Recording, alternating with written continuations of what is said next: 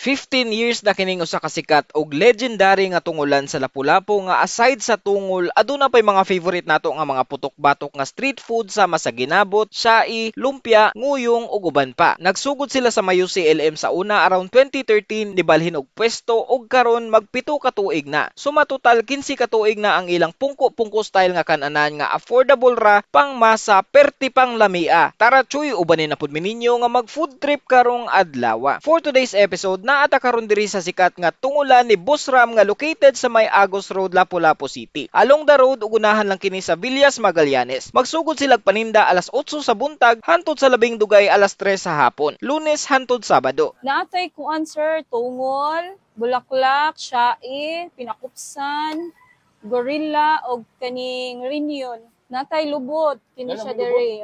Tag 30 ra gid ni atong hiniwa sir. 40 ang atong bulaklak, ang the rest na 30. Ang lumpia tawgi kay 5.20, unya ang atong pork kay kuan tag 5. Vegetable ngoyong tag 8 ra siya. Pungko-pungko ra gid siya. Naasad mi dinuguan. Tag G's ra gid atong dinuguan diri. Laliman kag dayuhon pa sila sa ilang mga suki nga perting layua, taga Talisay, Minglanilla, Talamban, Lasyon ug uban pa. Unya kay gutom naman ta, tikiman na. Okay mga choy, na to diri karon sa tungulan ni Boss Ram. Naarag ni siya sa unahan sa Gisando Basak Grand Mall. Nagagiling mga toxins no nga kani mga pagkauna kay syempre kuani sa mga baboy kanang laman loob sa baboy. O syempre maayo na lang gani kay naatay Live 3R. Grabe kayo ni choy, maka-detoxify ni siya sa mga toxins, mga unwanted nga makuha nimo sa mga food nga imong gipang intake. And before ta mo kaon, syempre mo inom sa taning Live 3R. Cheers.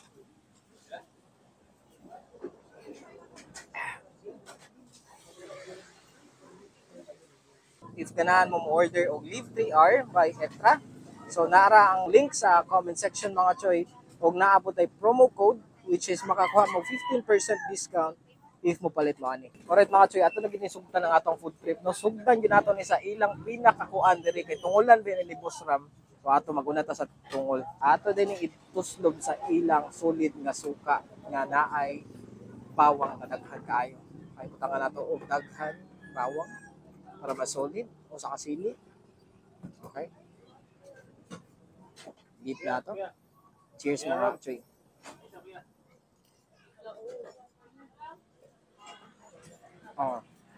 Grabe.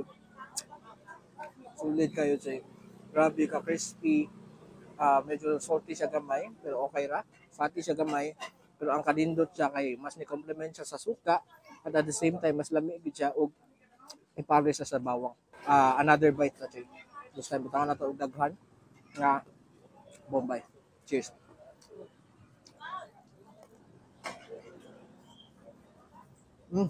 Solid choy.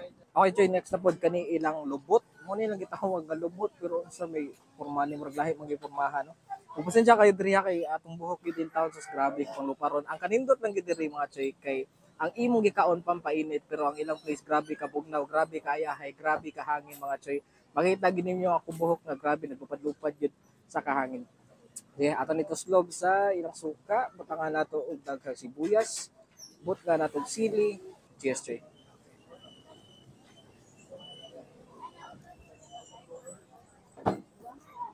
Imo ni siyang ipakat kundi ginagmayon so grabe ka chuwi jud so kabaga sa iyahang meat. Ang kanindot nga ni chuwi kay dili siya lang si fresh kayo siya.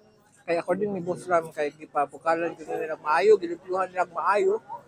So mao ta ini kakaon nimo to wala jud kay lang sing matilawan or ma-sense. Alright mga chuwi, next na pod kani ilang gitawag nga gorilla ambot unsa ni nga parte sa baboy pero mura siya og dila.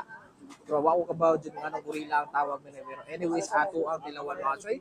As usual atong butangan og daghan bawang, tuslog sa suka, butangan og daghan bawang and of course atong favorite nga sili para mo balance ang iyang lasa sa pagka-fatty nga lasa ingani. Okay? Dara, cheers mga choy. Mura siya og atay kinasay magkapait-pait gamay. Ituslog nimo siya sa suka, butangan nimo og bawang, mo balance ang iyahang lasa, mas dili mo ma-feel ang kapait. Pero at the same time if butangan nimo og sili, naa dito ang kahalang gid sa imong gikaon, mas okay na gid siya. first time na ako makakaon og kidney nga tibuok og gi-fry mga choy. And dili lang nato matilawan sa tungulan ni Pusram. Cheers mga choy. Ang na-appreciate ko na kumayo aning ilang mga pagkaon dili kay dili siya lang si choy. Kani nga part is mao ni siya ang organ sa baboy, usa sa mga organ sa baboy which is known for mga langsi. Pero ang kanindot diri mga choy kay tungod sa kalimpyo sa ilang preparation sa ilang food, grabe iniklit-klit nimo di jud ka maka-feel og langsi bisan og gamay.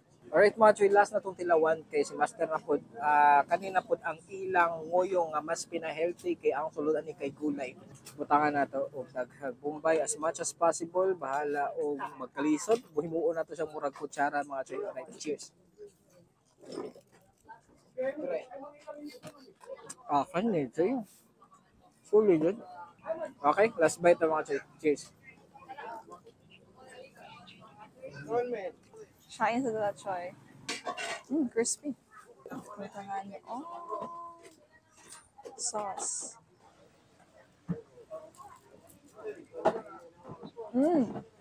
Kumok. Ano ka naawang? Tinapod sila yung lumpia nga tawgi. Musok kayo.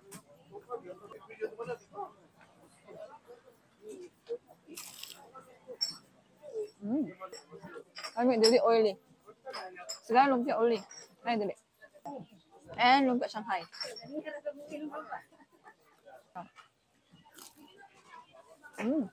Tagang ulan. Tagamay. Ang sa pungko-pungko, di good mawa ang chicken. Fried chicken. Pagpitos sa sauce. Oh, lamig yung sibuyas. Oh. Malasa. Compliment sa sauce. Oh, napo din sila dinuguan. Oh. Okay na kayo. So mo to mga choy, grabe jud kasulit sila mga pagkaon diri no. Open ni sila from 8 AM to 2 PM daily choy. Once again, unahan gini sila sa may Basak, Gisano Grand Mall. Very calm ang place, very refreshing, very bugnaw. Dili gid mo manginit ang inyong tangkugo bisan inyong mga gipangkaon kay pampainit jud kang kugo. Atak ng mga choy.